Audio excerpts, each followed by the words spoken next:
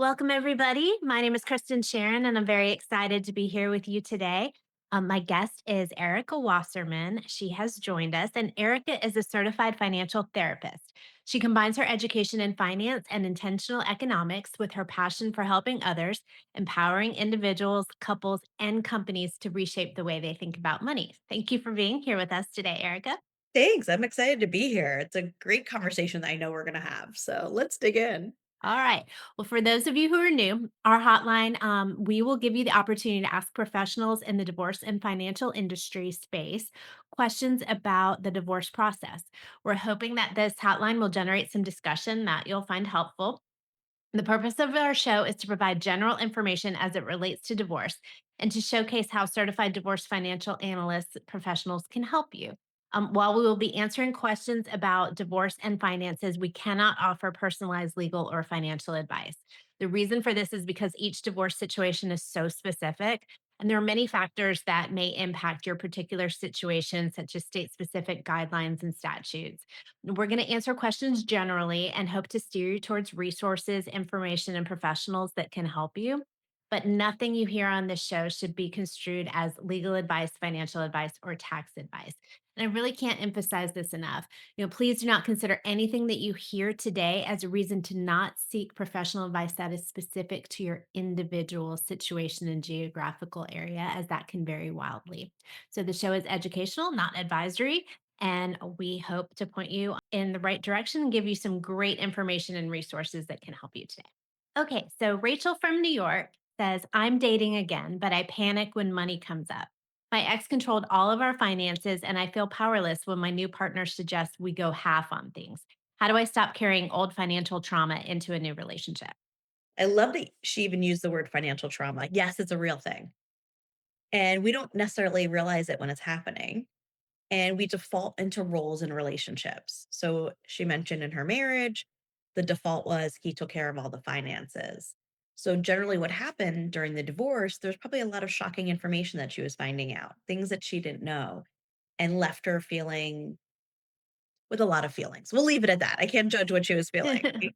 But with a lot of feelings. So now to trust somebody in a new relationship, one, I would say get healthy with your financial relationship before you start talking about it with other people.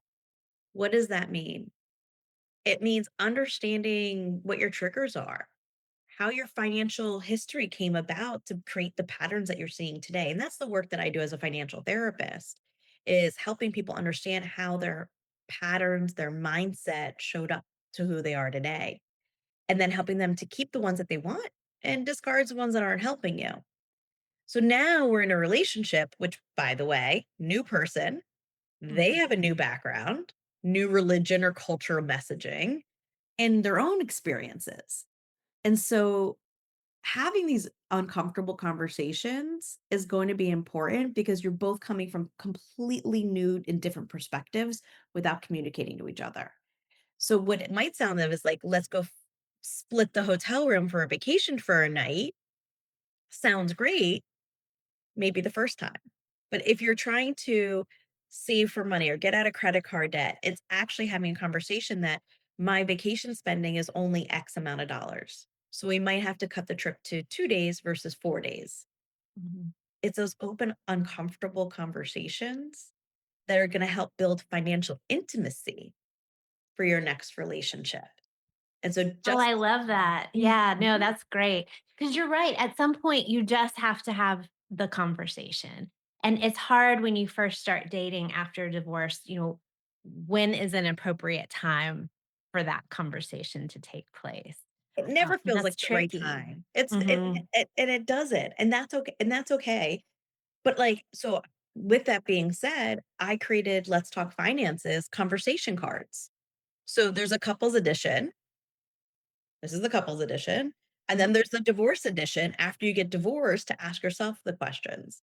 So if you're not comfortable asking your new partner questions, pull out a card, blame it on the card, you know? Yeah. So all of a sudden, you're storytelling versus accusing or Mhm. making assumptions. Yeah. That's a great suggestion. And anything you can do to ease into that conversation, in a more natural way. So I mean, I think those cards are a great idea, even if you don't actually break out the cards, but if you just kind of read a few in advance and have a few in the back of your head to maybe bring up when you feel like it's an appropriate time to do so, I think is a And you great know what a idea. great time to do it is? When you're going for a drive or out walking the dog or going for a walk, because 'cause you're side by side. Hmm. And so what happens is you don't have that intense eye contact pressure, the sweat beads coming down, right? And so having a drive the side to side allows people to be more vulnerable. I love that. That's great. Okay, Angela from Seattle. My husband hides Amazon packages and says they're no big deal, but our credit card balance keeps growing. I feel betrayed, like he's cheating on me with money. How do I even start talking about financial honesty, and am I headed for divorce? Oof. Yes. So that's financial infidelity is what that term is. It's a problem because just like honesty in other places of your relationship, honesty with your finances are important as well. And so how do you address that conversation? You got to be real, you know? Is it a joint credit card that you're seeing?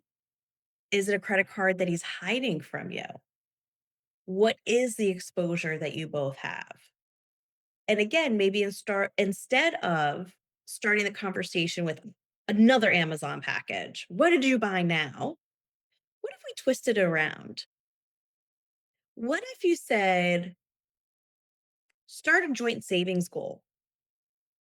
So if your savings goal is to go on a 10-year anniversary trip or to pay off your car, and all of a sudden you start positive looking forward to that joint goal, put a Hmm. picture of it up, frame it by the front door, by the garage. It's a picture of the car that you guys want or the vacation. And say for every dollar that we shift, we're moving towards that goal together. And so then you say, hey, when you're Amazon shopping, let's second guess, can we move that $30 over to that savings goal?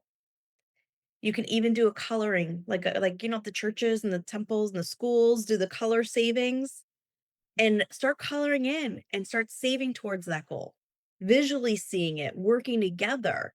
So now you have a joint focus. Oftentimes when people are overspending, it's just a habit of boredom, depression.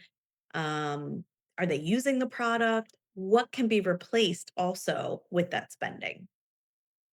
I've also seen some people that will take, one of the new financial apps or a new financial tool online and say, hey, look, I saw this new financial tool. I think we should put all of our information in here and it's going to make a nice little pie chart and we're going to see exactly where we are and make it, an activity that you're going to do as together to get on the same page financially. And that really puts the pressure to come forth with that information because a lot of times it will automatically link to the Mhm. platform. And so the data is automatically coming in. And at that point, it would be very difficult for them to say, no, I don't want this account linked So there. I've worked with apps on that, and Mhm. it's really interesting. The one who's very excited about the app puts the information in, and they have a very hard time getting the second partner to input the information. Mhm. And so if you're with resistance, you're not alone on that. But that is a great way. I have a client, they do money and honey, Sunday morning coffees. Oh, that's cute. Right? And so it's just a check-in on, like, what we're working on this week, what's going on, and they make it a positive thing now. Now, they were married they're still married for almost 20 years, and they came to me last year because they wanted to stop repeating the habits that were happening.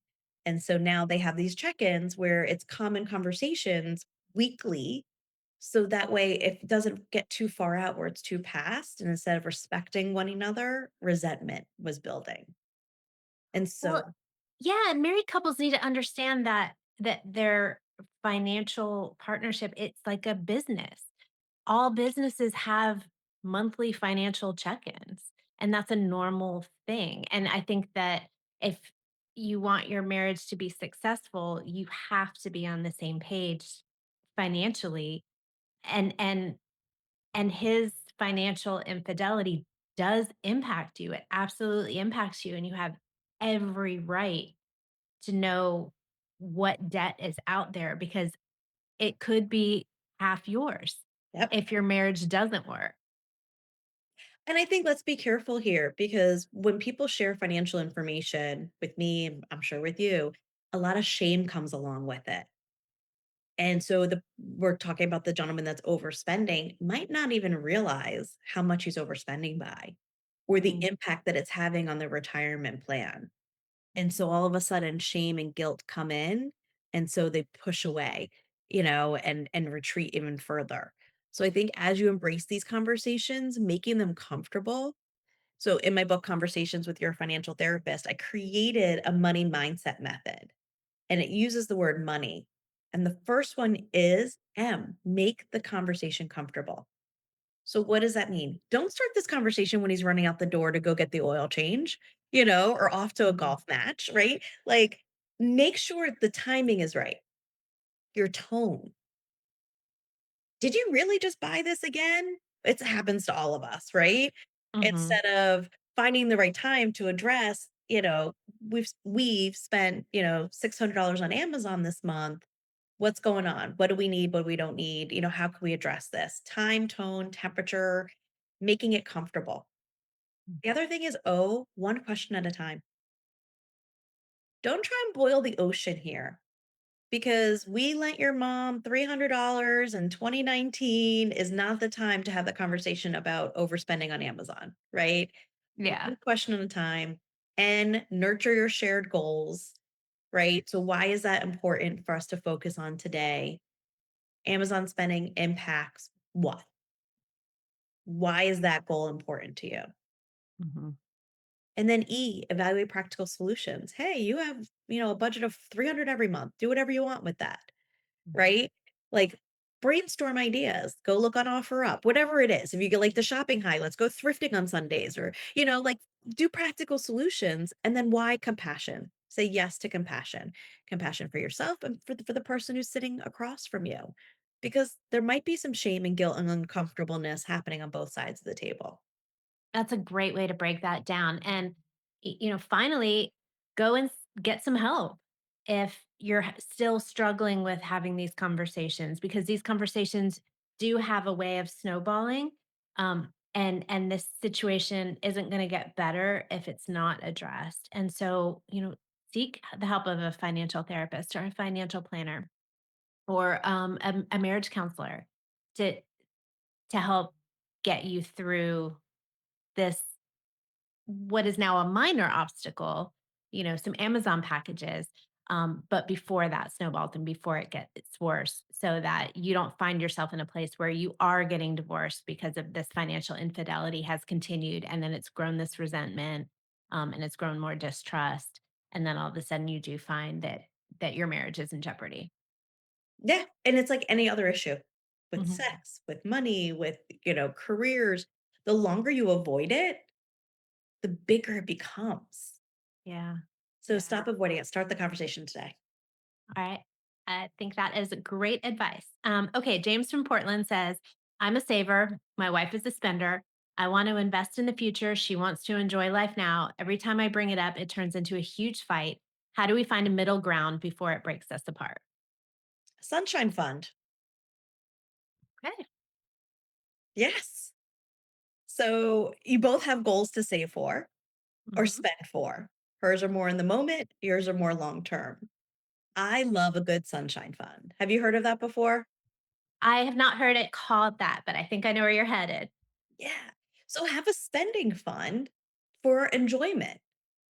And therefore, you could spend guilt free. And then you can also save guilt free. So if our sunshine fund has $10,000 in it, let's say for the year, about $800 a month, or and we save $800 a month, your goals are both being met then. And then you can enjoy those moments. So what happens is I see is the spender is enjoying the moment that they're in. They're at a music festival, they're having a great time, and the other person is like, this is a waste of money, and not enjoying the moments that are supposed to be together. So a sunshine fund is the amount of money that you can spend to enjoy things, moments, experiences, gifts for others out of the blue, whatever you need or want that for, within a framework. I actually think that this is a good balance in a marriage, where James is, being responsible, planning for their long-term financial future, and then his wife is also potentially forcing James to enjoy the now and not put it all off till later. So I think that this is a good financial balance, and I do really like how James said, "How do we find a middle ground?" Right. Because there is a middle ground here, and I think that what you just said is really important, and setting aside, finding a way to make both goals work because they're both equally important. It is important to enjoy the now. It is, and for my savers are so busy putting it away that they miss little moments. Mhm. And so when you give permission with the sunshine fund, it's funny how the mindset shifts because they enjoy the moment. I had a client who went to a nice restaurant and would get upset every time she ordered a salad because it was 22 pounds, right? Like British pounds. And so, and then did some mindset work and she goes, I actually enjoyed my company who I was with when I was in the meal and Mhm. not worried about stabbing my fork going, oh my God, this is 22 pounds, right? And same dollar was spent, but the Mhm. lunch was enjoyable versus worrying over the money that it was gonna cost at the end when the bill arrived. Yeah. Um, okay, Michelle from Charlotte says, I'm thinking about divorce, but I'm terrified I won't be able to support myself. How do I know if I'm financially ready to leave? Oh, Michelle, how do you know when you have a cavity? What do you do? You go to the dentist. You get an X-ray, right? You have to Yeah. see what's under there. Hmm. Even when you go to the dentist doesn't say, "Yep, you got a cavity." "Oh, you have a root canal." No, we need to do some X-ray. We need to see what's really going on there. And then we gotta also look visually. So, are you financially ready for a divorce? Let's do the X-ray. So the first step is gathering your information. The information of what you have, but also what's your new spending gonna be? What is it gonna cost for you to rent in a house, to pay for car insurance, right?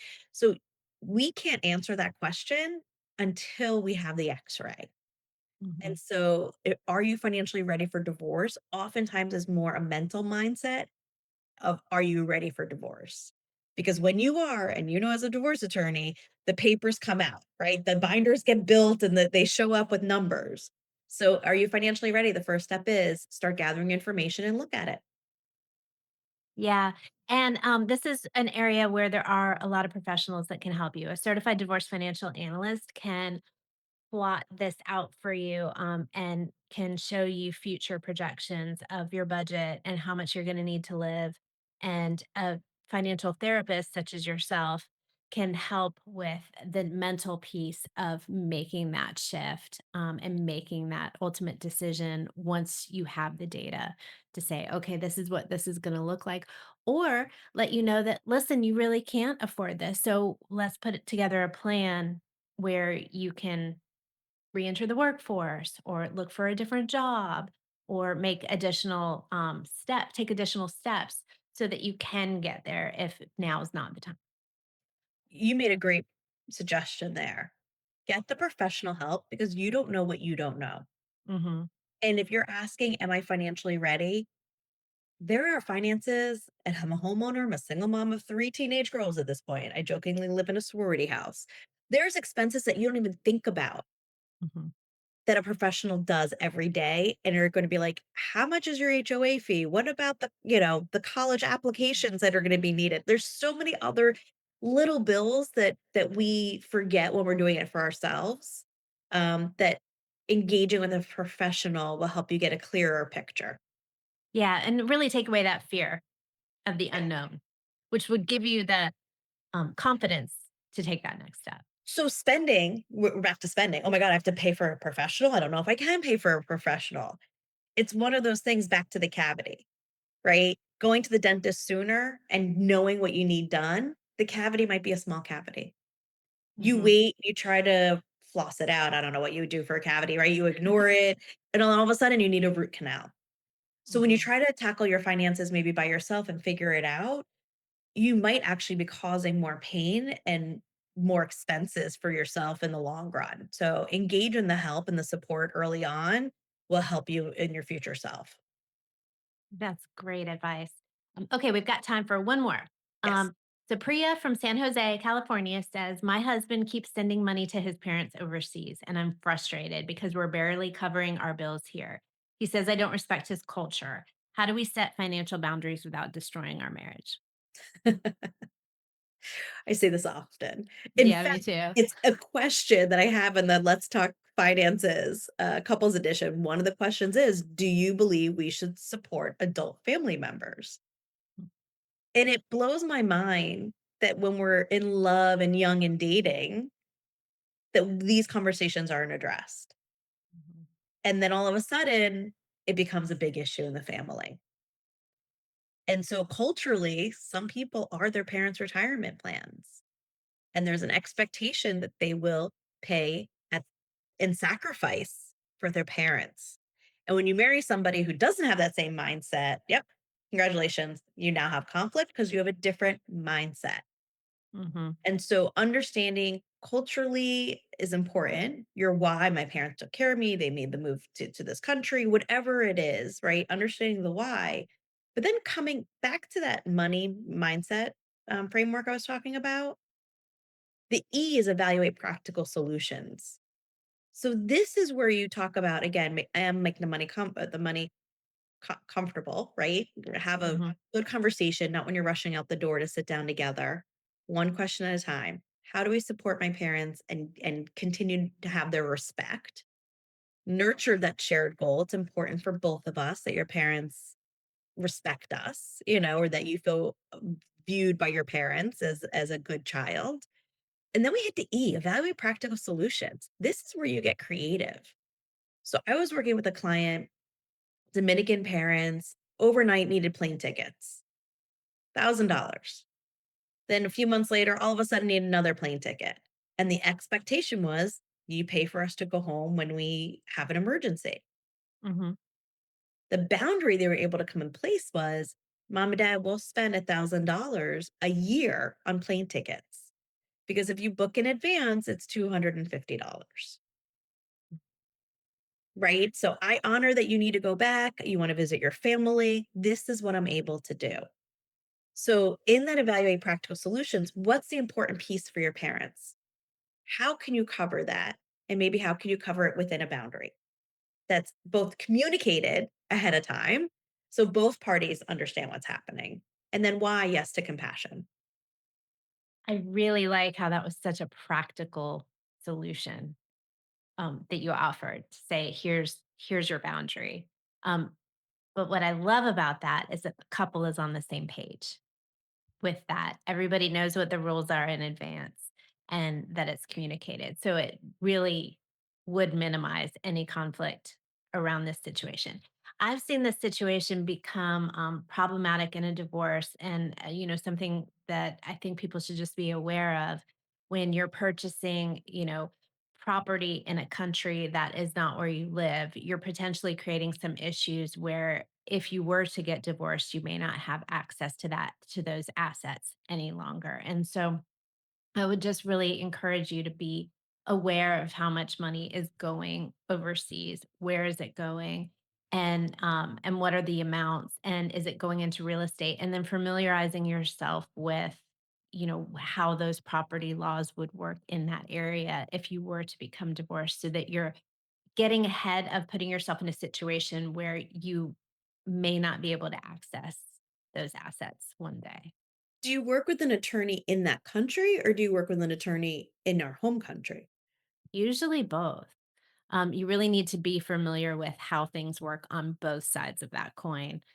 I want to thank Erica for being with us today. If you have questions for Erica, you can find her at yourfinancialtherapist.com. I'm going to put the link below. She also has a new book coming out called Conversations with Your Financial Therapist, which is available on Amazon. I'm going to put the link to that below as well. If you're looking for additional information, you can find a lot of great information on our website at www.institutedfa.com.